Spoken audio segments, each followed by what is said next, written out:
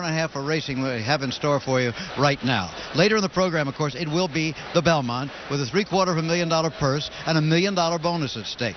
The track now listed as good, but is getting drier and drier as the minutes go by. A hot sun like this on an afternoon in June will dry it out quite quickly. Now they begin to head out to the racetrack. What a beautiful place this is. The Belmont Paddock, one of the most beautiful paddocks you'll find anywhere, ranking along with, I guess, Santa Anita and the new paddock at Churchill Downs. There's number 8, My Memoirs, comes from England, where he came from last to win his previous race. 1A, that's Robert's Hero, half of the entry. He's supposed to go out and set a pace for his teammate. And there is Colony Light, Mr. Peace's horse, John Peace, who's a member of the Board of Trustees here at the New York Racing Association. And the favorite, AP Indy. Now remember, he missed the Derby, missed the Preakness, had the injury to his hoof, but came back here and won the Peter Pan less than 2 weeks ago on this racetrack and won it by 5.5 lengths. Now they'll head to the tunnel, out onto the racetrack. This is when the tension really begins. We'll be hearing the bugler, Mark O'Keefe, just about now.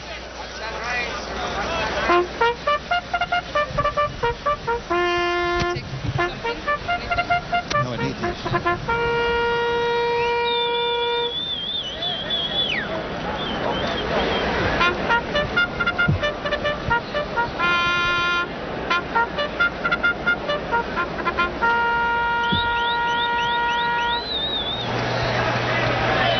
Well, you know, it's a different situation here in New York for the Belmont than it is in Louisville for the Derby and Baltimore for the Preakness. In those two cities, that is the biggest event of the year. Here in New York, of course, there's a big event every weekend. The Belmont is one of several of them. But still today, a tremendous crowd has turned out, despite the fact that they have off-track betting all over New York City. A crowd estimated at 50,000 has come out here to Belmont Park, which actually was built for a different day before there was OTB, and they could get crowds of 75 and 80,000 out here. There's Steve Coffin, back home for the day. Hasn't even been in a race at Belmont Park since 1978 when he won the Triple Crown on this track with a Fern. Must be kind of a sentimental day for him. Number 10, Colony Light there. Steve Cawthon's horse, of course, owned by Sheikh Mohammed Al Maktoum, who had a Rozzy in the Kentucky Derby. And here we have Craig Perrett. Congratulations on winning the Nassau County Handicap. What's the condition of the racetrack out there? What I tell you, all day today, the speed was holding up, and right before the Nassau race, we had come out on the track and noticed that they opened the racetrack up. You know, the way it was earlier, speed, they just wasn't stopping. We seen it where it was opened up, and then I felt, well, we might have a chance now because the speed won't hold as much, and as we seen, Strike the Goal was way back and he come running. So I think it's going to change the race a little bit now. Change it a little bit in favor of whom? Do you have any idea? Well, I mean, I think that the, you know, AP Lindy and Pine Bluff, Dance Floor, them horses are going to be close together. I mean, they're probably Dance Floor was in your race.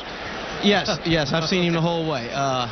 You know, they're the good horses. I think they're going to stay in contact with each other. Maybe Zito's entry will probably set a little of the pace, but I think after they get into 5/8 of a mile of the race, we're going to start seeing the real horses show up. Congratulations for your 2 in a row on Strike the Goal. Keep it going, Craig. Thank you. Craig Perrett, one of the gentlemen of racing.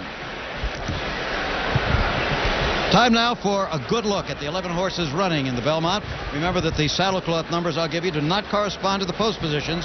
First, the Robert Perez entry. Number 1 is Agincourt. He was a hotshot 2-year-old who has faded since, really. However, he had a very bad trip in the Preakness, and trainer Nick Zito, who just won the Nassau County Handicap, thinks he has a big chance today. The stablemate, number 1A, is Robert's Hero. He's really in there to set an honest pace and try to set things up for his teammate Agincourt. Number 2 is the favorite, and here he is, AP Indy. Won the Peter Pan, remember, on this track just 13 days ago, and the question is simply, has his hoof completely healed?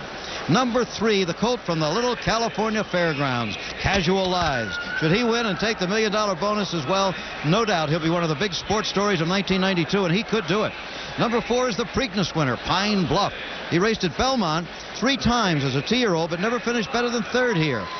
Of course, he's a different colt today than he was then as a 2-year-old. Now, number 5 is Al Sabine, Al Michaels' horse. Both his sire, Ali Dar, and his dam Sabine could go 1.5 miles. 6th in the Derby. He skipped the Preakness. Comes here with 5 weeks rest. That could help.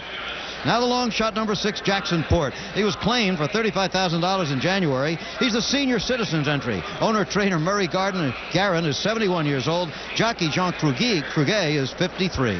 From France comes number 7, Cristofori. Last month he ran just about this distance at Longchamp and finished 4th. Jockey Steve Cawthon, once again, back from England for the day. Hasn't ridden at Belmont since that hallowed day in 1978 when he won the Triple Crown. Here's the other foreign horse, number 8, My Memoirs. His new owners are American, and they had to put up an additional $50,000 supplementary entry fee to get him in this race. English bred, came from last place, remember, to win his last race in Britain. Number 9, Montreal Marty would be the first New York bred to win the Belmont since Forrester in 1882. He's never won past a mile, has never won a race not restricted to New York breds. And rounding out the field is number 10, Colony Light. His daddy, Pleasant Colony, won the Derby and the Preakness, but finished 3rd in the Belmont. Colony Light's only win was a maiden race, although he did finish 1st in the Louisiana Derby, but was disqualified and placed 3rd. Jockey Julie Crone would be the first woman to win the Belmont. And speaking of women, here we are again with Charlesy. Charlesy, you know, we've been through 2 of the 3 Triple Crown races. We've had all the races leading up to them, and we still haven't really identified the star of this 3-year-old season. Well, we could find one today, but there are 2 key factors that'll have to be overcome: distance and track surface. They're going 1.5 miles over an off-track that's labeled good, and that leaves us with some unknowns. You know, horses are like airplanes. Some of them are faster. Some have greater range, and today's 1.5 miles is demanding of both, but only Cristofori has ever raced this far. But indications are that the big 3 should get the trip. Pine Bluff's running style and pedigree certainly indicate endurance, and after his Preakness victory, a track other than fast is certainly no problem, but he's never won at Belmont, which is his home court. Then we have AP Indy. He is the ultimate professional racehorse who should be unfazed by any race condition. His race in the Peter Pan was overwhelming, and if his foot problems behind him, he'll be very tough to beat. And then there's Casual Lies. He's honest, consistent, and fit, but though he's bred for a classic race, he is yet to win beyond 1.16 miles. His versatile running style will be a big asset today, though, Jim. A quick pick. I like AP Indy with big races from Colony Light and Al Sabine. I like the foreign horses. If I have to pick one of them, I'll take My Memoirs. Harlan would think about the whole scene this spring. Huh? Well, he would be amazed at what's transpired since he came on this earth, that's for sure. Okay, well, good luck to you. Shelley Riley? Yes. Shelley, you've been handling this spring like you've been coming to Triple Crown races all your life. I'm not sure you think you know what's happened to you this spring. Well, let's see what happens after this race, and I may suddenly become totally aware. How about him being second choice, huh? I'm sorry, I can't hear you. Okay, thank you, Shelley, and good luck to you. Okay, so that's a little reaction in the owners' boxes, and the horses are starting to go into the gate for the 124th Belmont. Dave Johnson stands by upstairs. There you go, Dave. Casual Eyes is in, and there's Pine Bluff. Al Sabine is next. And just behind the starting gate, the former claimer, Jackson Port. Jean Cruguet won the Triple Crown. Seattle Slew. Here's Steve Cawthon with Cristofori.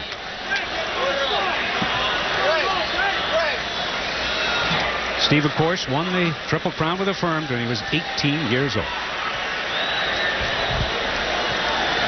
Steve Cawthon behind the gate on Cristofori.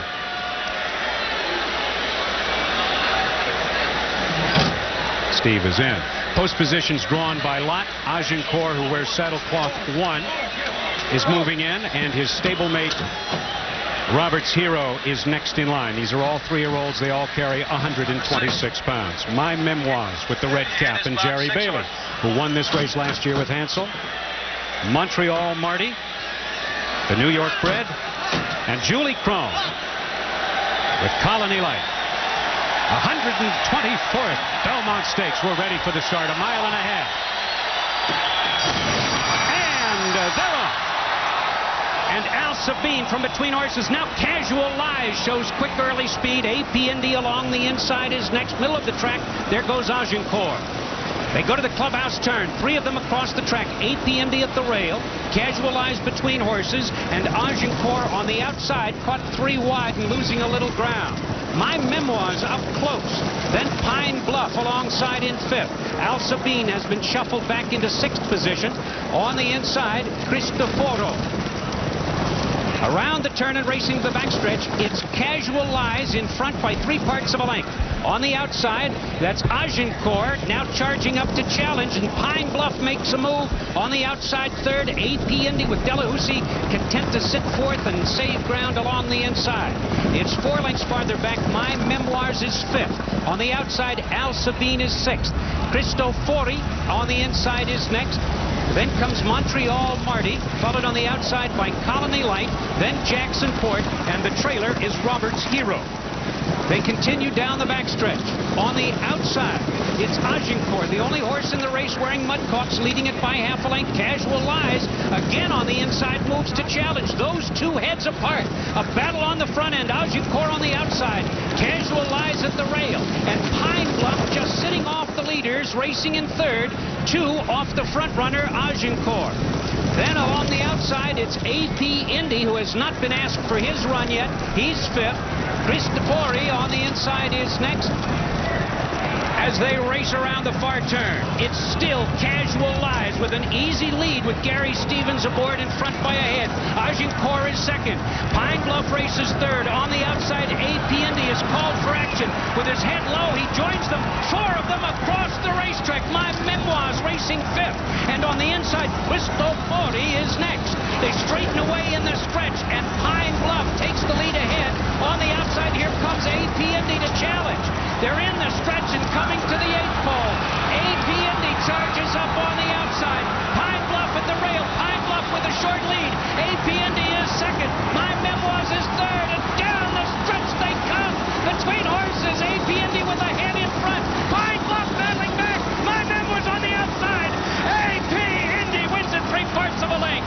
A photograph on the outside. It was My Memoirs, and at the rail, Pine Bluff. A courageous race by these 3 outstanding horses coming home in the 1.5 miles in 2 minutes 26 seconds, tying the 2nd fastest Belmont. So Only Secretariat AP Indy has won a magnificent running of the Belmont Stakes. It's unofficial, of course, but in 2nd place was the English-bred My Memoirs, recently purchased by Americans, unofficially, and 3rd was Pine Bluff. That's all unofficial. Whew. So it appears unofficially that Pine Bluff will win the $1 million bonus as Casualize faded. Charlesy, what did you think of that race? Well, I think we've looked all over the world for a hero for racing, and we had the horse right here, AP Indy. Pine Bluff looked a winner when they came through the stretch. The big 3 turned for home together, but it was AP Indy and that laid-back, doggedly determined style of his, and he ground everybody down and won at the wire. Okay. Eddie Delahousie, congratulations. The Cajuns done it again. I don't think Eddie hears us this time. Pretty noisy, this crowd of 50,000 and more really still hooping it up. Eddie Delahousie, who won back-to-back Kentucky Derbies. And there are the fractions, and AP Indy showed his good versatility. He was able to snap out of the gate, lay pretty close, wait when they picked it up down the backstretch, and when they turned for home, we'll watch them as they came through the stretch. Pine Bluff looked a clear winner. He had it. AP Indy coming along on the outside, head low. We've talked all summer about spring, about shadow rolls. Pine Bluff wearing one. AP Indy carries his head the way you want a horse to carry. That's why you put a shadow roll on him. Head down, long, slow, smooth stride. And that's what probably makes the difference in the end. That wonderful way of going of AP Indy. He's the best 3-year-old in the country.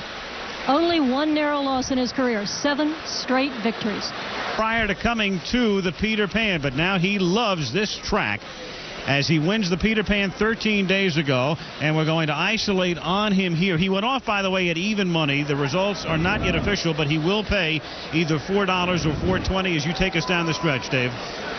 Eddie Delahousie, who's with AP Indy on the outside, knows how to win the Belmont. He did it with Risen Star. And let's watch him here. Pine Bluff is in front. Here's AP Indy. Here's the eventual horse that Steve Coffin rode Cristofori, but let's watch him down the backstretch, and let's watch the big move of AP Indy. Neil Drysdale did not compromise this horse by starting him too early. He ran him when he was ready, and he was ready in the Peter Pan, and he was even more ready this afternoon, going 1.5 miles. McCarron getting all he could out of Pine Bluff on the inside. A reward of $1 million bonus isn't too bad. But here comes AP Indy, who really asserts himself at the head of the 3-year-old class, Al, with this major victory in the Belmont Stakes. So AP Indy ineligible for the Triple Crown bonus. Again, you must start and finish all 3 races, and he had to scratch from the Derby the morning of, rested during the Preakness period, came back in the Peter Pan, and wins here as we take a look at another look at the finish before we get to an isolated replay of the reactions of his connections. By a Triple Crown winner, Seattle Slew, his maternal grandsire, Secretariat, winner of the Triple Crown. He just keeps grinding out these victories, going to the front when he wants and winning as he pleases. Eddie Delahousie in a hand ride, a big move by My Memoirs on the outside with Jerry Bailey, who won this race with Hansel last year. Not close enough at the wire. AP Indy the winner. And the results are official: $420, $380, and $3. The payoffs on AP Indy. My Memoirs, who was sent off at 18-1, pays $11.60 and $6.60. And Pine Bluff, who went off at 7-2, $420 for the show. The $2 exacta 2 and 8, $73.20. As far as the bonus points are concerned in the Chrysler Triple Crown Challenge, Pine Bluff came in with 10. And Casual Eyes had 8. Pine Bluff, by virtue of finishing 3rd, picks up 3 more and winds up as the winner of the $1 million bonus. Pine Bluff ridden by Chris McCarron, and he's with Charleston. Well, Chris and I are just standing here watching the replay of how he had the Belmont in his grasp at the head of the stretch and it slipped away. Hard to watch, isn't it? Yeah, it's difficult to watch when you get beat, but this colt, I was really proud of him. He ran so hard. We were able to get away with a nice leisurely 1/2 and 3/4, and when I called on him at the head of the lane, he gave me a nice response and a good feeling. I thought he was going to leave that horse, but when Eddie put the hammer down on his horse, he responded also. Were you aware of how close AP Indy was getting to you?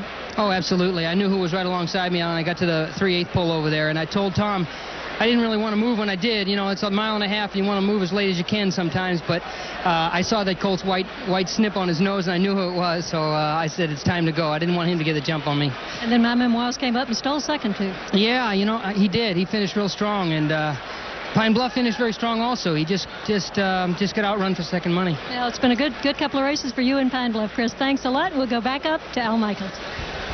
Okay, Charlie, despite the fact that yesterday the track was sloppy and today it was muddy until just before this race, it equals the 2nd fastest Belmont in history. Secretariat with that scintillating 31-length triumph 19 years ago at 2:24, and then AP Indy and Easy Goer each came across the line in 2 minutes and 26 seconds. And here's a look at the order of finish, with AP Indy winning it by 3/4 of a length over My Memoirs, and that Jeff Siegel's amazing. He supplemented Marshall Law into the Santa Anita Handicap a couple of years ago and won that race. My Memoirs supplemented today, finishes 2nd. Pine Bluff 3rd. Cristofori, Casual Eyes, Colony Light, Agincourt, Montreal Marty, Roberts Hero, Al Sabine, and Jacksonport in that order. Tominori Suramaki paid $2.9 million for the horse. Here's his reaction. And the normally taciturn trainer, Neil Drysdale, I suppose will have his disposition brightened today as his horse, AP Indy, wins Belmont. And now I'm standing with the chairman of the New York Racing Association, Alan Dragone, for the official presentation to Mr. Tominori Suramaki. Thank you, Jim. Mr. Suramaki, congratulations. On behalf of the New York Racing Association, we're pleased to give you this trophy, the August Belmont Memorial Cup, for winning the 124th Belmont Stakes. A marvelous, marvelous race. Got much to be proud of in that horse. Thank you. We have an interpreter. Yes, I did already. What does he want to say? 社長何かおっしゃりたいこと。いや、ケンタッキーダービー使わないでね、みんな皆さんの中でね、こうやって上のサークルに上がれることは非常に嬉しいと思う。He's pleased to see himself here because Indy could not make a Kentucky Derby. He could not attend. So he is very much appreciated for all the audience here and the support. Okay, congratulations to you. Congratulations to Neil Drysdale, who did a wonderful job of bringing this previously injured horse up to this race, and to the Cajun, Eddie Delahousie, who did it again, your second Belmont. Congratulations, Eddie. We're going to take a look at a replay. It's from just about the far turn. Here we go. Want to move up and see if that... Sure, Jim. He was laying third at that point, and I was just riding him, getting his confidence right there, and he was moving nice and easy, and he's a horse that's deceiving. You can be riding him, but he's still really not putting out as much as you really want him. Until I caught my stick, probably at head of the... Give him a look at it, huh? Looked at it, and he kicked on. I don't know how many times I hit him. I didn't hit him that many times, but he really excelled when I did call on him, and he won by enough, and that's all that counted. And I think Neil's done a great job with this horse. I mean, coming back in 14 days after running in the Peter Pan to run a mile and a half, I owe all the credit to Neil, and we've been successful together, and he's a great trainer. So AP Indy was the winner of the Belmont Stakes, but Pine Bluff, with a third-place finish, got 3 more points in the Chrysler Triple Crown Challenge and wins the $1 million bonus. We have Steve Torek, the general manager of the Chrysler Plymouth division, with the keys to a car. Thanks, Jim. Eddie, congratulations on a great race and your second Belmont win. On behalf of Chrysler Corporation, I'd like you to present you with the keys to a 1993 Chrysler Concorde, our newest car, which will be on sale this fall. Great race. Thank you very much, Jim. And this, I'm going to donate it to a good cause. And thank you very much. I really appreciate it. And I'd like to say hi to my wife, Juanita, and the whole family back in California, and all my friends. And I want to thank Mr. Suramaki and Neil Drysdale for giving me a chance on AP Indy. He's a great horse, and it's a shame he got hurt. I think he'd have won the Triple Crown. Lots of jambalaya down in Cajun country tonight, huh? Absolutely, Jim. Thank you. Here is Neil Drysdale. You're known as a very low-key English gentleman, Neil, but you must be feeling a little emotion on this one. Yeah, I'm very, very pleased for everybody concerned, for the horse, especially for Mr. Zuramaki, and for the whole team, everybody that helped put the horse where he is today in the winner's circle. Well, the way you brought him up to this race, passing the Derby, passing the Preakness, took a lot of self-control, but you had him for the race he was ready for. Congratulations. And now again, we're going to go back to Jack Whitaker. Thank you very much, Jim. As this Triple Crown comes to a close, we find that the most royally bred of all the horses wins the last one. AP Indy's blood is bluer than a Billie Holiday song, and the road seems open for him to clinch 3-year-old honors. However, I learned years ago never to judge the 3-year-olds in June. It takes all year to do it. And our hope is that Arazi, and there's a rumor going around that Arazi will be retired soon, but we hope that's not true. We hope he comes back fit. We hope Ali Deed comes fresh from the Canadian Triple Crown, and AP Indy keeps his health, and all 3 meet down the line in one single race. That will take what has been a rather mediocre 3-year-old year and turn it into an unforgettable one. And it would be a horse race that I'd pay a lot of money to see. Jim? So that is about the story. We all started the springtime in Churchill, moved on to Pimlico with Joe DeFrancis, then with Alan Dragone here to Belmont. The 124th running of the Belmont had to be one of the most exciting that there ever was. Many more races coming on ABC this summer. Please be with us for them. But right now, this is Jim McKay saying so long. Number 8, My Memoirs, comes from England, where he came from last to win his previous race. 1A, that's Robert's Hero, half of the entry. He's supposed to go out and set a pace for his teammate. And there is Colony Light, Mr. Peace's horse, John Peace, who's a member of the Board of Trustees here at the New York Racing Association. And the favorite, AP Indy. Now remember, he missed the Derby, missed the Preakness, had the injury to his hoof, but came back here and won the Peter Pan less than 2 weeks ago on this racetrack and won it by 5.5 lengths. Situation here in New York for the Belmont than it is in Louisville for the Derby and Baltimore for the Preakness. In those 2 cities, that is the biggest event of the year. Here in New York, of course, there's a big event every weekend. The Belmont is one of several of them. But still today, a tremendous crowd has turned out, despite the fact that they have off-track betting all over New York City. A crowd estimated at 50,000 has come out here to Belmont Park, which actually was built for a different day before there was OTB, and they could get crowds of 75 and 80,000 out here. There's Steve Coffin, back home for the day. Hasn't even been in a race at Belmont Park since 1970. Now they'll head to the tunnel, out onto the racetrack.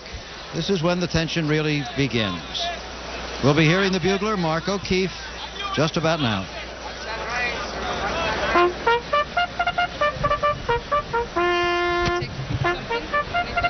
No, I need these.